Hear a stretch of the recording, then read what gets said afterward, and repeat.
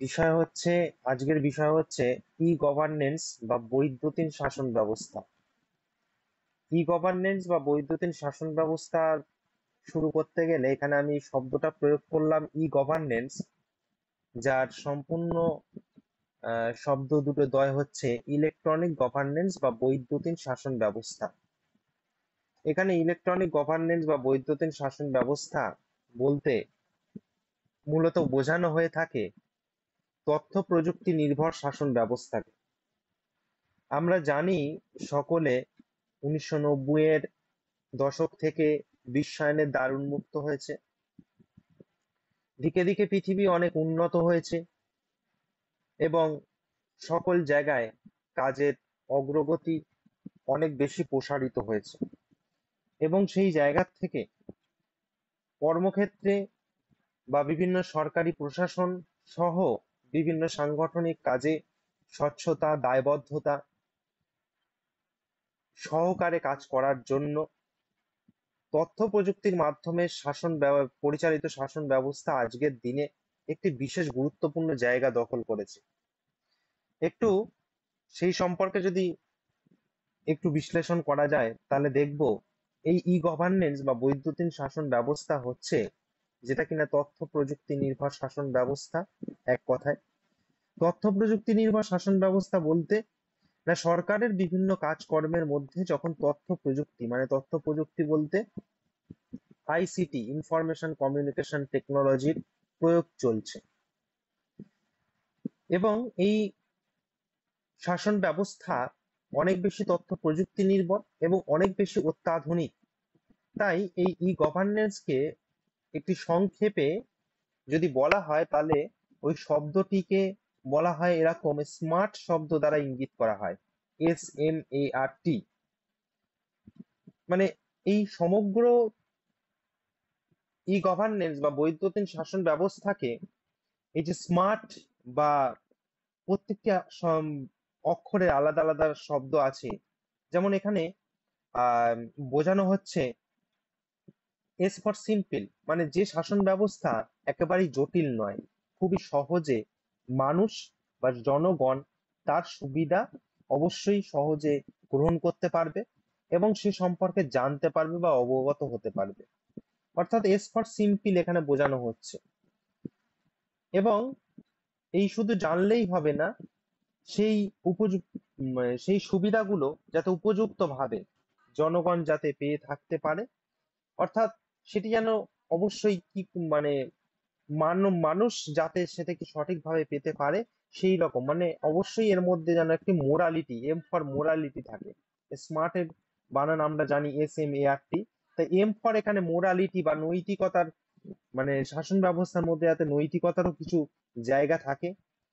তারপরে SMA, A for কি, accountability, মানে শুধুমাত্র কাজ করলেই চলবে না বা শুধুমাত্র প্রশাসন পরিচালনা করলেই চলবে না, সেই প্রশাসন পরিচালনার জন্য অবশ্যই যেন সেক্ষেত্রে অ্যাকাউন্টেবিলিটি বা দায়বদ্ধতার যেন জায়গাটি যেন অবশ্যই থাকে। কারণ দায়বদ্ধতা ছাড়া কখনোই কোনো প্রশাসন সঠিকভাবে কখনোই দানা বাঁধতে পারে না। আর দায়বদ্ধতা ছাড়া কোনো কিছুরই সেইভাবে আহ সেইভাবে দায়িত্ববোধ থাকে না, অর্থাৎ কর্তৃপক্ষের সঙ্গে জনমানুষের একটা সুসম্পর্ক থাকে না যদি কিনা সঠিকভাবে দায়বদ্ধতা না থাকে। তারপরে আর ফর কি, আর ফর হচ্ছে রেসপন্সিভ, মানে সংবেদনশীল। এবং সব শেষে হচ্ছে টি, টি ফর হচ্ছে ট্রান্সপারেন্ট। আমি প্রথমেই বললাম যে শাসন ব্যবস্থা তথ্য প্রযুক্তি নির্ভর হবে এবং সেটি অবশ্যই যেন স্বচ্ছ এবং দায়বদ্ধ হয়। অর্থাৎ এই মানে মানে ই গভর্নেন্স বা বৈদ্যুতিন শাসন ব্যবস্থা তার মানে এক কথায় হচ্ছে স্মার্ট বলে অভিহিত করা হয়ে থাকে। স্মার্ট প্রত্যেকটি শব্দগুলির আলাদা আলাদা অর্থ আছে।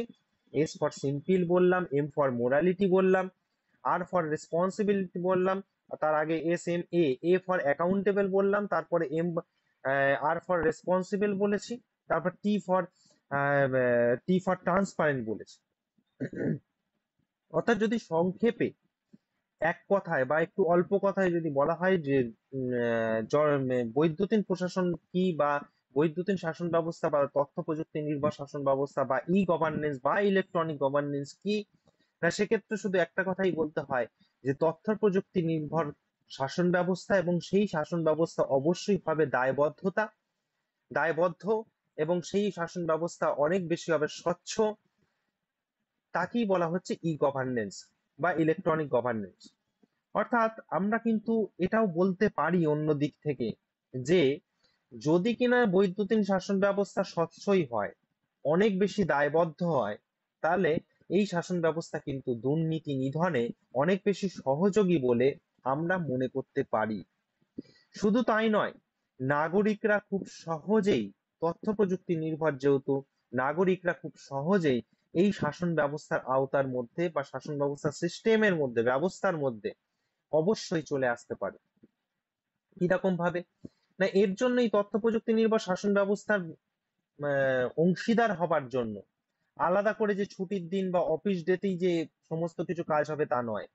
কারণ আমরা জানি আজকে মোটামুটি কম্পিউটার এর সাহায্যে বা বিভিন্ন বৈদ্যুতিন মাধ্যমে আমরা খুব সহজেই তথ্য প্রযুক্তিকে কাজে লাগিয়ে সরকারের বিভিন্ন যে বিষয়ের খোঁজ খবর সহ বিভিন্ন সুযোগ সুবিধা খুব সহজেই কিন্তু আমরা সেগুলো আমাদের চক্ষু গোচরে নিতে পারি, এবং খুব অল্প সময়ে, খুব অল্প ব্যয়ে।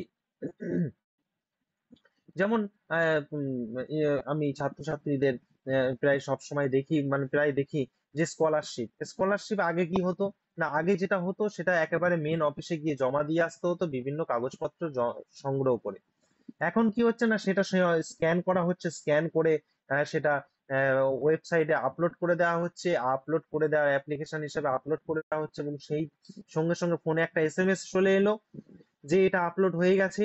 এবার সেটা ইনস্টিটিউশন লেভেলে দেওয়া হলো, ইনস্টিটিউশন থেকে যখন সেটা ফরওয়ার্ডিং হয়ে হায়ার এডুকেশনের কাছে যাচ্ছে, তখন কিন্তু তার ফোনে একটা এসএমএস চলে এলো যে এটা already going to higher education বা এরকম একটা কিছু স্ট্যাটাস শো করছে। তারপরে যখন ব্যাংকের যাচ্ছে, ব্যাংকের থেকে টাকা ক্রেডিট হচ্ছে, তার ফলে একটা এসএমএস আসছে। এখানে কিন্তু ব্যাপার হচ্ছে, এখানে কিন্তু অনেক স্বচ্ছ এবং অনেক বেশি দায়বদ্ধতা সহকারে সেটা কিন্তু কাজ এগিয়ে চলছে। এখানে কিন্তু কোন রকম লাল ফিতের বাঁধন, কোন রকম দীর্ঘসূত্রতার কোন রকম ব্যাপার নেই। যখনই কাজটা হয়ে যাচ্ছে তখনই কিন্তু একটি নির্দিষ্ট সময়ের মধ্যে তার স্ট্যাটাস, মানে তার সাম্প্রতিক অবস্থা সম্পর্কে, সমস্ত বিষয় সম্পর্কে আমাদের অবগত করছে খুব সহজেই। এটা কিন্তু একমাত্র তথ্য প্রযুক্তি নির্ভর শাসন ব্যবস্থার মাধ্যমে সম্ভব। আজকের দিনে এই তথ্য প্রযুক্তি নির্ভর শাসন ব্যবস্থা খুবই গুরুত্বপূর্ণ। তবে এই গুরুত্বপূর্ণতার দিক থেকে আজকে ই গভর্নেন্স কে কয়েকটি ভাগেও কিন্তু ভাগ করা হয়ে থাকে। যেমন কি না, যেমন এখানে ভাগ করা হয়ে থাকে বলতে প্রথম একটি ভাগ বলছে G2G, মানে G2G বলতে জি ফর গভর্নমেন্ট, টু মানে TO2, এবং জি ফর গভর্নমেন্ট মানে সরকার থেকে সরকার। এর সম্পর্ক মানে মানে তথ্য প্রযুক্তি শাসন ব্যবস্থায় এরকম সম্পর্ক পরিলক্ষিত হয়।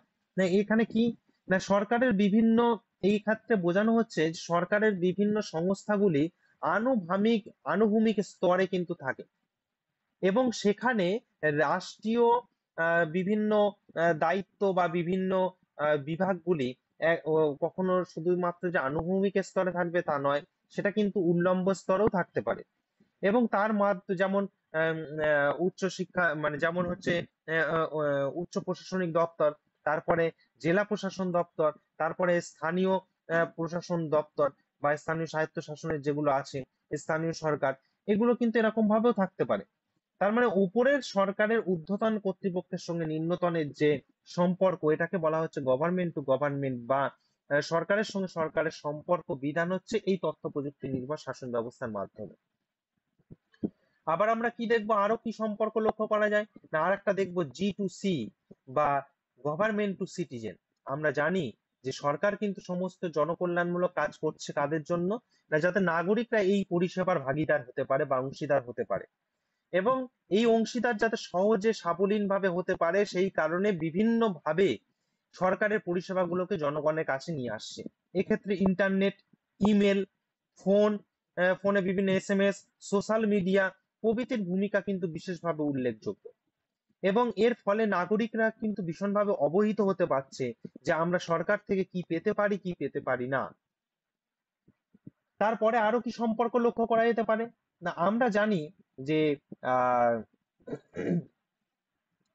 আমাদের বর্তমান সমাজে আমাদের বর্তমান সমাজে শুধুমাত্র যে নাগরিকরা রয়েছে তা নয়, শুধুমাত্র যে সরকারি সংস্থা রয়েছে তা নয়, বিভিন্ন বেসরকারি সংস্থা রয়েছে এবং তারা চালাচ্ছে বিভিন্ন ব্যবসায়ী গোষ্ঠীরা। অর্থাৎ সেখানে কিন্তু এই যে সরকারের সঙ্গে কিন্তু একটা ব্যবসায়ীদেরও সম্পর্ক কিন্তু ওতপ্রোতভাবে রয়েছে। সেই কারণে এটাকে বলছে G2B, মানে গভর্নমেন্ট টু বিজনেস। এবং এই গভর্নমেন্ট টু বিজনেস এখানে বলছে যে আজকে আমরা দেখতে পাচ্ছি উচ্চ শাসন দপ্তরে বা উচ্চ প্রশাসন দপ্তরে বিভিন্ন আমলারা রয়েছে এবং আমলাদার পরে রয়েছে তার নিম্নতন অফিসাররা। তারপরে কিন্তু এরকম ভাবে ক্রমোচ্চ স্তর বিন্যাসে তারা কিন্তু নেমে আসছে পরপর ভাবে। ঠিক তেমনি তথ্য প্রযুক্তি সরকারের মাধ্যমে আজকে বিভিন্ন ক্ষেত্রে ব্যবসায়ী লাইসেন্স প্রদান করা হচ্ছে, তাদের থেকে কর আদায় করা হচ্ছে, তাদের এবং প্রভৃতি ক্ষেত্রে কিন্তু যোগাযোগের একটা আমূল পরিবর্তনের সেই তথ্য প্রযুক্তি শাসন ব্যবস্থার মধ্যে দিয়ে বা মাধ্যমে এটা আমরা বলতে পারি। অর্থাৎ ব্যবসার ক্ষেত্রেও কিন্তু তথ্য প্রযুক্তি নির্ভর শাসন ব্যবস্থাও কিন্তু বিশেষ গুরুত্ব পাচ্ছে। সবশেষে আরেকটা সম্পর্কে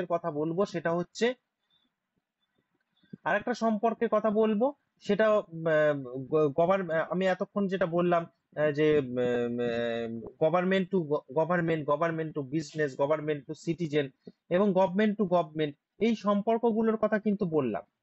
এবার বিষয় যেটা আসছে, আহ, সেখানে আমরা আরো একটা বড় দিক তুলবো, যে G2E বা গভর্নমেন্ট টু এমপ্লয়ি, মানে সরকারের সঙ্গে সরকারের কিন্তু কর্মীদের কিন্তু একটা বিশেষভাবে সম্পর্ক রয়েছে। কারণ এই তথ্য প্রযুক্তি নির্ভর শাসন ব্যবস্থাটাকে পরিচালনার জন্য এই যে আমরা সময়ান্তর বিভিন্ন জায়গায় স্ট্যাটাস পেয়ে যাচ্ছি যে আমাদের বর্তমানে সাম্প্রতিক অবস্থাটা কোথায় আছে আমাদের যে করা অ্যাপ্লিকেশনে, মানে সবটাই কিন্তু একটা সফটওয়্যারের মাধ্যমে বা বিভিন্ন প্রযুক্তির মাধ্যমে চললেও সেগুলো কিন্তু বিভিন্ন বিভিন্ন কর্মচারীরা কিন্তু এর সঙ্গে যুক্ত রয়েছে। তা সেই জায়গা থেকে আজকে অফিসগুলোতে কিন্তু কম্পিউটারের প্রচুর উপস্থিতি লক্ষ্য করা যায় এবং তথ্যের আদান প্রদান এবং বিভিন্ন ওয়েবসাইট পোর্টাল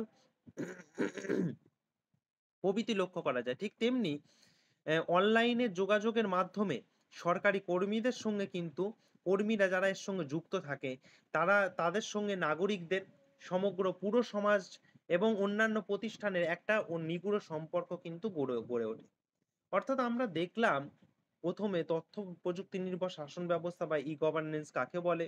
তারপরে আমরা দেখলাম যে এই তথ্য প্রযুক্তি শাসন ব্যবস্থার মধ্যে বেশ কয়েকটা জায়গায় সম্পর্ক বিধান করে থাকে, তার মধ্যে গভর্নমেন্ট টু গভর্নমেন্টের সম্পর্ক বিধান হচ্ছে, গভর্নমেন্টের সিটিজেনের সম্পর্ক বিধান হচ্ছে, গভর্নমেন্ট টু বিজনেসের সম্পর্ক হচ্ছে, গভর্নমেন্ট টু এমপ্লয়ি মানে সরকারের এবং সরকারের কর্মচারীদের মধ্যে সম্পর্ক বিধান হচ্ছে।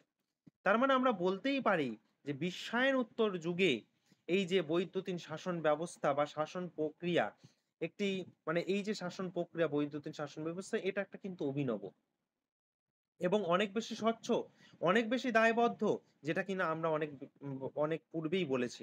এবং শুধু তাই নয়, এই জনপ্রশাসন বলো বা এই যে প্রশাসনিক ক্ষেত্রে এই যে গভর্নেন্স মোড পরিচালনার ফলে অনেক প্রশাসনের সঙ্গে কিন্তু অনেক জনগণ সহজেই কিন্তু এর যেমনি অংশীদারিত্ব হতে পারছে, এর সঙ্গে এর সম্পর্কে তারা সহজেই অবগতও হতে পারছে। অর্থাৎ জনগণ সরকারের বিভিন্ন স্তর বা সরকারের বিভিন্ন বিষয় সম্পর্কে সহজেই অবগত হতে পারছে এবং দ্রুত এবং নিরাপদ সহকারে। ফলে ফলত কি দেখা যাচ্ছে না, ভারতবর্ষের প্রশাসনিক প্রক্রিয়ায় একটি স্বনির্ভরতা, যে কোনো একটি মানুষ হয়তো শিক্ষাকে সেইভাবে সঙ্গে নিয়ে চলতে পারেনি, কিন্তু তা সত্ত্বেও যতটুকু শিখেছে এবং যতটুকু তার সামনে আছে তার মাধ্যম দিয়ে সরকারের সঙ্গে যতটুকু পারা যায় সেক্ষেত্রে কিন্তু যোগাযোগ রাখা সম্ভব হচ্ছে।